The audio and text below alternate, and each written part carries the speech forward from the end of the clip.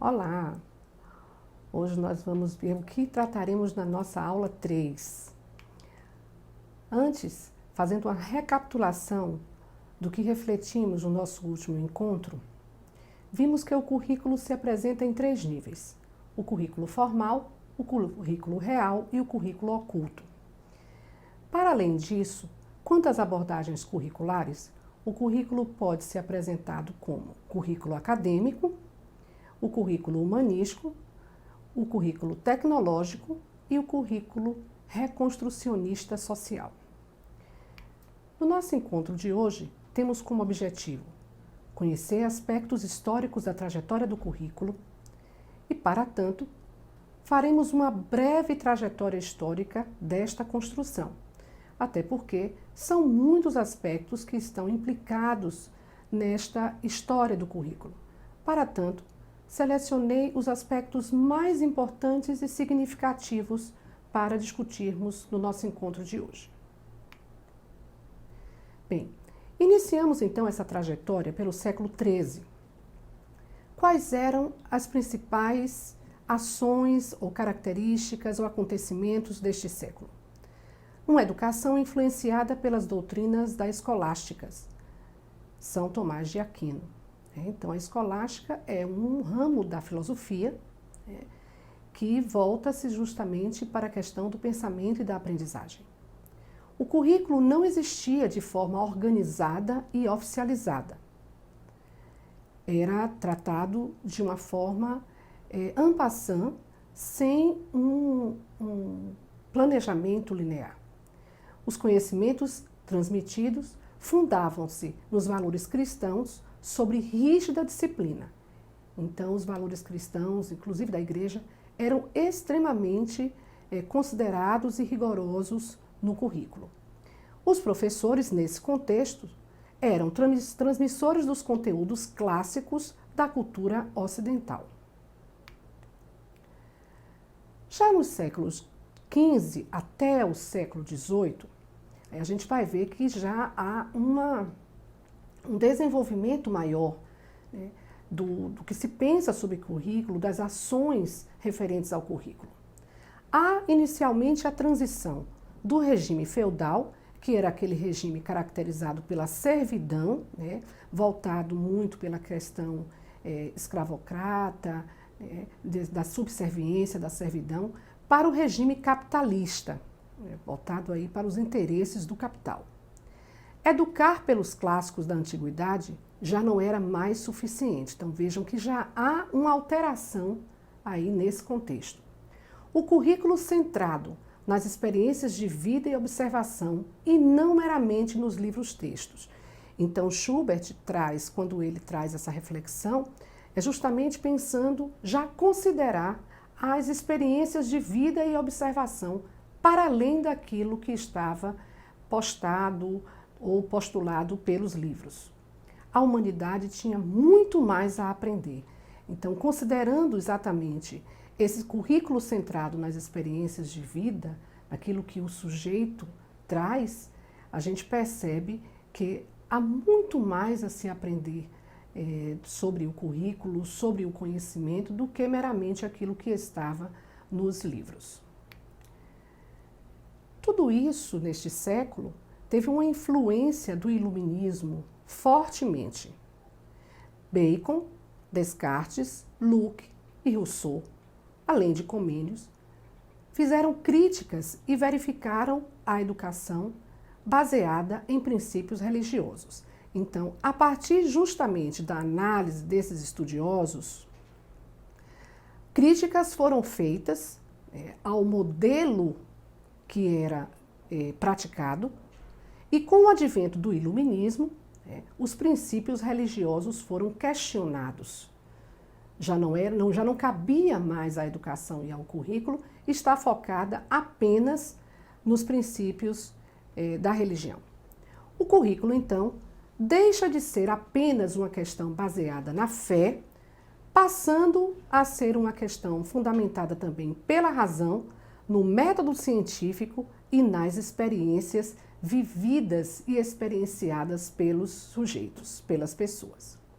Segundo Parker, O currículo baseado nos interesses e experiências das crianças, né? Então, a partir dessa importância de se pensar nos interesses e experiências das crianças, o método de alfabetização dessas crianças foi substituído pelo método por palavras e não mais o método silábico. O que a gente percebe nesse contexto é uma evolução da perspectiva curricular a partir do advento das ideias iluministas. No século XX é quando, de fato, o termo currículo surge na literatura educacional, no auge do processo de industrialização. Nos Estados Unidos, que depois fortemente influenciou o Brasil, Bobbitt desenvolvia estudos sistematizados sobre currículo, baseados na sociedade industrial e urbana. Aí eu quero ressaltar para você a importância do processo de industrialização nesse contexto. Olá! Se você chegou até aqui é porque você está gostando da aula. Então, que tal um super desconto exclusivo para você aproveitar o curso completo? Copie o cupom de desconto que está aparecendo na sua tela e utilize-o no ato da compra. O link do produto está na descrição do vídeo. Até mais! Ralph Tiller afirmava que o currículo deveria ser uma questão meramente técnica. E nesse cenário, a escola era vista como modelo fabril. Então, na perspectiva do século XX, com a influência da industrialização, o que a gente vai perceber é que o currículo vai se voltar para conhecimentos meramente técnicos, para atender, inclusive, esta sociedade industrializada e, consequentemente, a escola deveria acompanhar esse desenvolvimento. E, nesse sentido, ela passa a atender a esses interesses e ter um modelo baseado exatamente na formação técnica desses sujeitos. Daí o modelo fabril. Ainda no século XX, nesse cenário, a gente tem aí o paradigma curricular, né? Claro, com essa evolução para atender às especificidades da sociedade industrial, é claro que um paradigma curricular foi implantado. Pacheco vai dizer que esse paradigma curricular seria um conjunto de pressupostos epistemológicos que influenciam a ação educacional. Então, claro que com essa mudança, a educação sofreria também alterações. O paradigma curricular seria, então, essa teoria estruturada, voltada para uma ação educativa que envolve uma visão de homem, uma concepção de educação, de história e de sociedade. Uma visão bem mais ampla do currículo. Também no século XX, a gente vai ver que a educação, lógico, nesse contexto de evolução, ela passa para uma perspectiva progressiva trazida aqui por John Dewey. Então, nos Estados Unidos, foi quando Dewey justamente pensou e desenvolveu, contribuiu para essa perspectiva progressiva da educação. E aqui no Brasil, o movimento da Escola Nova, que surgiu aqui em 1932, exatamente na década do processo de industrialização, teve uma influência muito forte de John Dewey. A Escola Nova, ela determina um período da educação que sofreu uma evolução grande, se nós pudermos comparar com a educação de tempos outroras.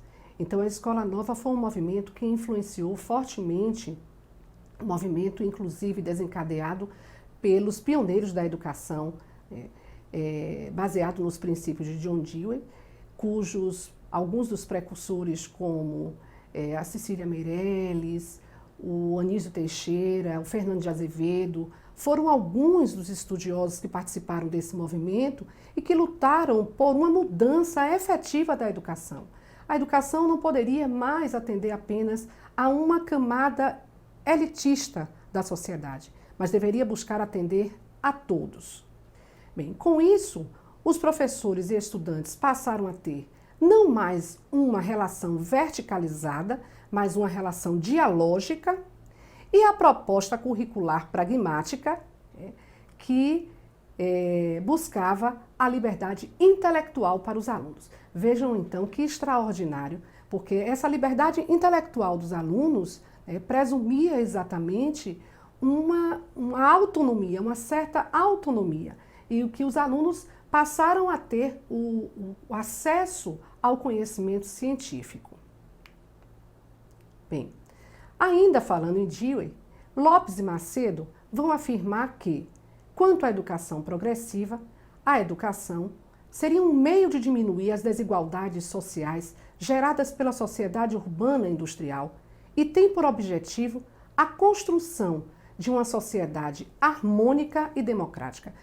Tudo o que se buscava neste período, logo no início do século XX. É claro que as dificuldades foram muitas, porque uma educação progressiva que vinha exatamente se contrapor a uma educação que estava focada durante muitos anos, séculos inclusive, nos princípios religiosos, imagine então que as dificuldades foram muitas.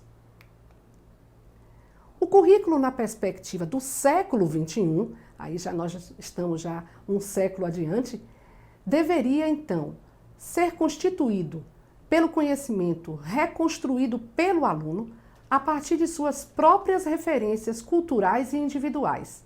O professor, nesse sentido, seria um mediador da reconstrução do conhecimento. Olha que espetáculo!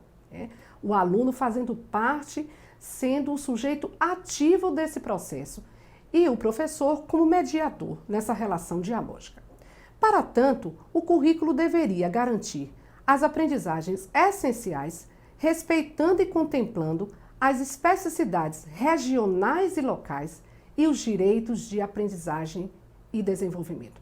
Isto está, inclusive, lá na Base Nacional Comum Curricular, que está sendo tão discutida agora nos últimos tempos. Então, a garantia dessas aprendizagens essenciais a partir das especificidades, das experiências dos educandos, são fundantes para a construção deste currículo e o desenvolvimento dele no século XXI.